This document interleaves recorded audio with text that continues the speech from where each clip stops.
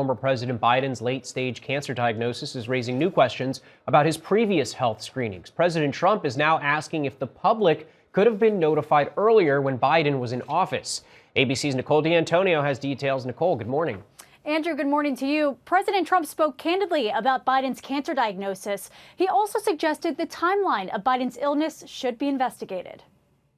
This morning, former President Biden's cancer diagnosis is drawing new questions about his health while in the White House. I think people should try and find out what happened. President Trump called Biden's cancer diagnosis sad while appearing to cast doubt on Biden's doctors. Maybe it was the same doctor and somebody is not telling the facts. That's a big problem. Biden's team said doctors diagnosed him Friday with an aggressive form of prostate cancer after he experienced urinary symptoms and say the cancer had spread to the bones.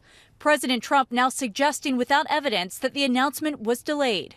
I'm surprised that it wasn't, the public wasn't notified a long time ago, because to get to stage 9, that's a long time.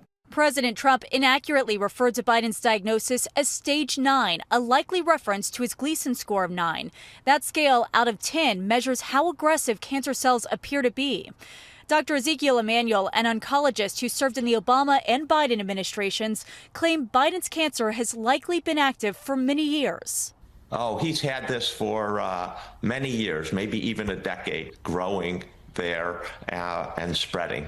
Biden's last physical as president was in 2024 when routine tests identified no new concerns. But medical records do not indicate whether he was given a PSA test, which detects prostate cancer. Men over 70 are typically not recommended for the test. That's because guidelines say many men of that age group will experience false positives and treatment complications. The screening test itself, the PSA, is an imperfect screening methodology for identifying the kind of prostate cancer that is most impactful and aggressive to men. This all comes as Biden deflects criticisms sparked by a new book, Original Sin, which claims Biden's aides took steps to shield the public from his cognitive decline. Naomi Biden, the former president's granddaughter, slamming the book, calling it uninspired lies written by irresponsible, self-promoting journalists out to make a quick buck.